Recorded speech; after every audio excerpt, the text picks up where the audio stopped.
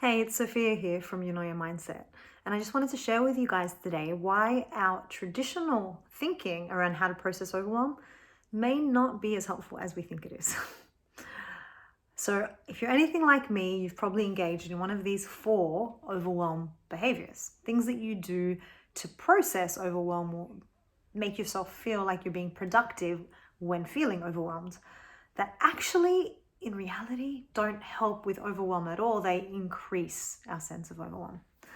So the first thing on this list is we try to understand the source of our overwhelm. We stop in the experience of overwhelm and go, where is this coming from? Why am I feeling this way? What is it, what is it related to? We diagnose it. And in doing so, we put a focus only on the overwhelm and the negative way that we're feeling, which isn't actually helpful to move us through that.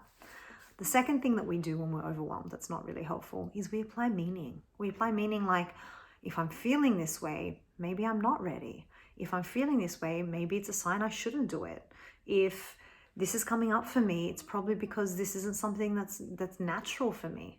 We apply all sorts of irrational meaning that has no basis in reality. It's just our fear response telling us what we want to hear in order to allow ourselves and give ourselves permission to do the safe thing.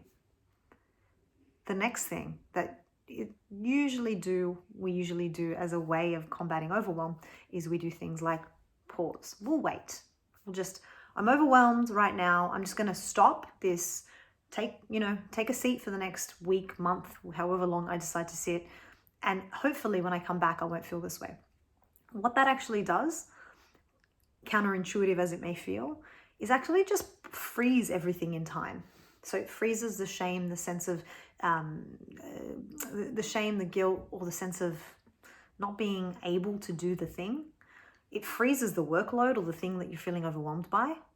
And then when you come back, rather than decreasing the overwhelm, it actually magnifies the overwhelm. So you come back and you're feeling even less equipped to handle whatever situation you're in. And the fourth thing that we do that's not really helpful with overwhelm is we start to notice and we start to kind of focus our attention on situations that may create overwhelm, situations that may seem complex, and avoid them.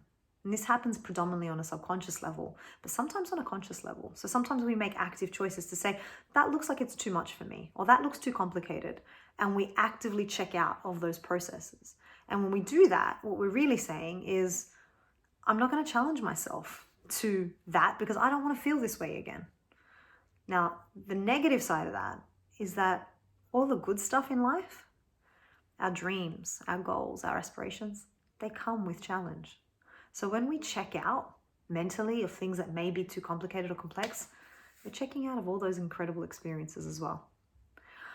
If that's been useful and you'd like some information about how to turn these unresourceful behaviors into resourceful ways to process your overwhelm with grace and move through it to the exciting stuff that sits on the other side, just comment below and we'll send you out a link to our free ebook, The Complete Guide to Overcoming Overwhelm, which is launching this week. Thanks everyone. Enjoy.